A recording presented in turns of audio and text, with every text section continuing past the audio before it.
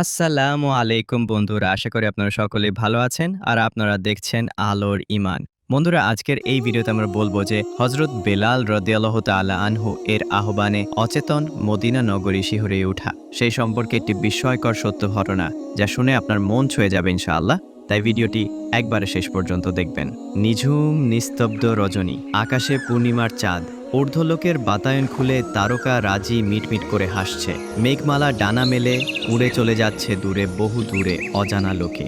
স্বর্গীয় সুষমায় সিক্ত পবিত্র মদিনা নগরী তখন ঘুমে সম্পূর্ণ অচেতন। ক্রমে রাত গড়িয়ে শুভহে সাদিক হলো। মুয়াজ্জিনের সুমধুর কণ্ঠ চারিদিকে ছড়িয়ে পড়ল। মুসলিম নরনারীরা সালাতে ফজর আদায় করল। সকালের সোনালী রবির আলোক ছোটায় পূর্বাকাশ উদ্ভাসিত হয়ে উঠল। রাতের আধার এখনো পুরোপুরি শেষ হয়নি। লোকজন নামাজ শেষে তেলাওয়াত ও জিফা নিয়ে ব্যস্ত। ঠিক এমন সময় আবছা অন্ধকারের বুক চিরে একটি সুউচ্চ কণ্ঠস্বর ছড়িয়ে পড়ল। মদিনার রাস্তাঘাট, মাঠ, ময়দান, অলিগলিসহ সকল স্থানেই পৌঁছল। হে মুসলিম মুজাহিদরা, হে রাসূলের জানবাজ সাহাবীরা, পৃথিবীর পৃষ্ঠ থেকে ইসলাম ও মুসলমানদের নাম নিশানা চিরতরে মুছে ফেলার জন্য সমস্ত কুফরি শক্তি একত্রিত হয়েছে। বসে থাকার সুযোগ নেই, এক্ষুনি জিহাদের জন্য বেরিয়ে পড়ো। হযরত বেলাল রাদিয়াল্লাহু তাআলা আনহু এর আহ্বানে অচেতন মদিনা নগরী শিহরিয়ে উঠল। প্রাণ চাঞ্চল্য ছড়িয়ে পড়ল প্রতিটি ঘরে ঘরে। জিহাদে শরিক হয়ে শহীদ কিংবা গাজী হওয়ার এক দুনির্বার আকাঙ্ক্ষা সকলের মাঝেই তীব্র রূপ ধারণ করল।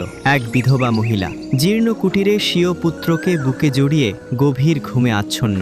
হযরত বিলাল রাদিয়াল্লাহু তাআলা আনহু এর বুলন্দ আওয়াজ কর্ণকুহরে পৌঁছতেই তার নিদ্রা যেন শত সহস্র মাইল দূরে পালিয়ে যায়। জিহাদের আহ্বানে তার হৃদয়টা ছ্যাঁত করে ওঠে।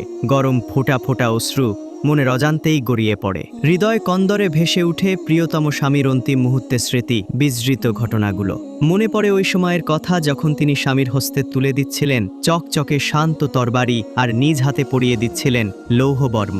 তারপর অশ্বের পদাঘাতে ধূলিঝড় উড়িয়ে তিনি চিরবিদায় নিয়ে চলে গিয়েছিলেন বদর প্রান্তরে। কিন্তু তারপর তিনি ফিরে এসেছিলেন শহীদের খুন রাঙা আবরণে। অধরে লেগেছিল জান্নাতি হাসির অপূর্ব ঝলক। প্রতিটি রক্তকণিকা থেকে চারিদিকে ছড়িয়ে পড়ছিল বেহেশতি খুশবু। শহীদের অমীয় সুধাপান করে তিনি আজ দূরে, বহু দূরে, জান্নাতের মনোরম উদ্যানে। কিন্তু আমি বুঝি চিরবিরহিণী, চির দুঃখিনী। এভাবে বেশ কিছুক্ষণ কল্পনার সাগরে সন্তরণের পর তার চক্ষুদ্বয় নামল অশ্রুর বান।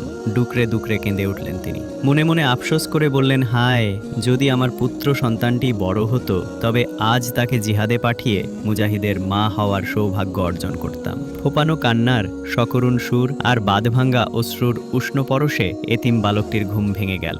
মায়ের চেহারা পানে চেয়ে হতবিহ্বল হয়ে মায়ের গলা জড়িয়ে ধরল সে। তারপর কান্নাবিজৃত কণ্ঠে বলল, মা, তুমি কাঁদছো? কি হয়েছে তোমার? এতটুকু বলে আবেগের আতিশায্যে তার কণ্ঠ রুদ্ধ হয়ে এলো। ওষ্ঠধর কাঁপতে লাগলো। শত চেষ্টা করেও আর কিছু বলতে পারল না। মাও ছেলেকে বুকে নিয়ে স্নেহের আবেশে কপালে চুমু খেলেন।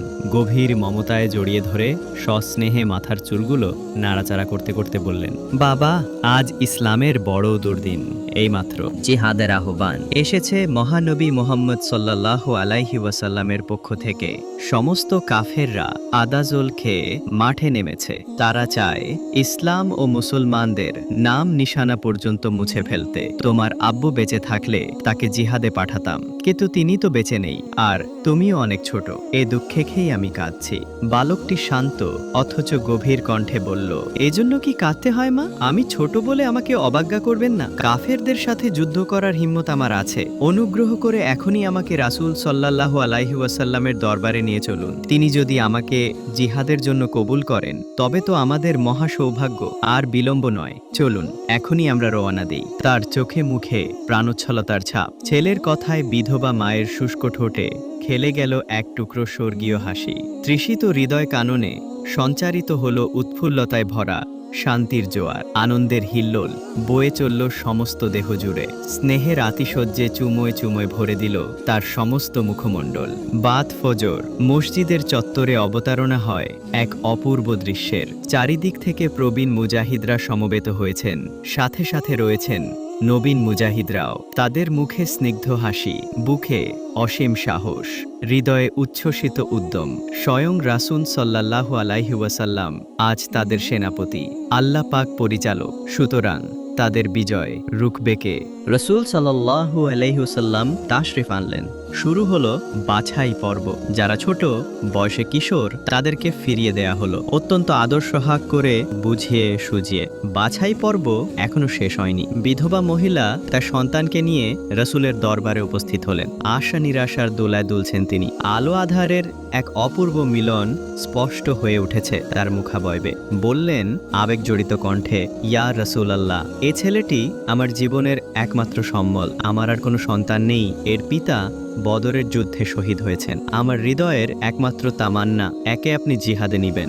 যেন কিয়ামত দিবসে মহান আল্লাহর সামনে কেবল মুজাহিদের স্ত্রী হিসেবেই নয়, মুজাহিদের মা হিসেবে দণ্ডায়মান হতে পারি। বিধবা মহিলার কথায় রাসূল সাল্লাল্লাহু আলাইহি ওয়াসাল্লামের মুখমণ্ডলে মুচকি হাসির একটা বিদ্যুৎ চমক খেলে গেল। মুগ্ধ হলেন সমবেত মুজাহিদরাও। ভাবলেন ত্যাগের কি অপূর্ব নজির। বদর যুদ্ধে স্বামী শহীদ হয়েছেন, এখন আবার কলিজার টুকরা একমাত্র সন্তানকে জিহাদের জন্য নিয়ে এসেছেন।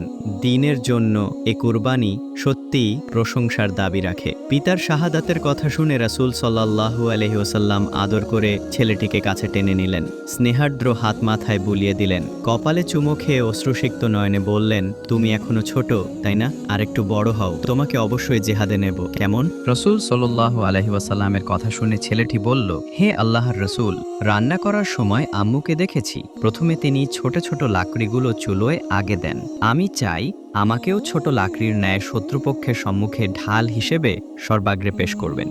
ছেলেটির বুদ্ধিদীপ্ত কথা শুনে রাসূল সাল্লাল্লাহু আলাইহি ওয়াসাল্লাম বিস্মিত হলেন। অনুসন্ধিৎসু দৃষ্টি মেলে ক্ষণকাল তাকিয়ে রইলেন তার নিষ্পাপ মুখের দিকে। এক রাস প্রশান্তিতে ভরে উঠল তার হৃদয় মন।